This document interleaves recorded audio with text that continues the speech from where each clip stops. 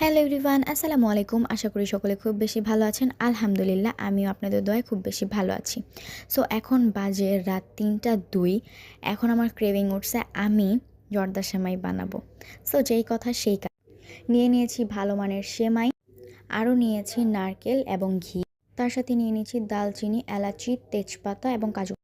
আমি একটি প্যান বসিয়ে সেটার মধ্যে দিয়ে দিয়েছিলাম ঘি এবং দিয়ে দিয়েছিলাম তেজপাতা, দালচিনি, এলাচি অ্যান্ড কাজু বাদামটা আমি একদম শেষে দিব যখন ডেকোরেশন করব। তো এটাকে একটু ভেজে লাল করে নিলাম।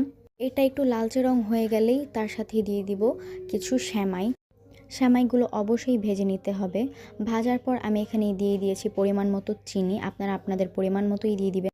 কিছুক্ষণ পর চিনির সাথে সেমাইটা মিক্সড করার পরে আমি এখানে দিয়ে দিয়েছিলাম নারকেল। নারকেলটা দিলে সেমাইটার ফ্লেভারই অন্যরকম আসে।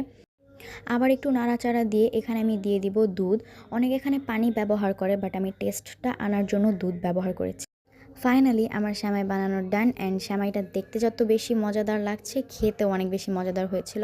সো আমি একটু ট্রাই করে দেখেছিলাম, জাস্ট ওয়াও, অ্যামেজিং হয়েছে। ফার্স্ট টাইম বানিয়েছিলাম, আশা করি আপনাদের খুব বেশি ভালো লাগবে। আপনারা অবশ্যই বাসায় ট্রাই করবেন। আল্লাহ হাফিজ, আসসালামু আলাইকুম এভরিওয়ান।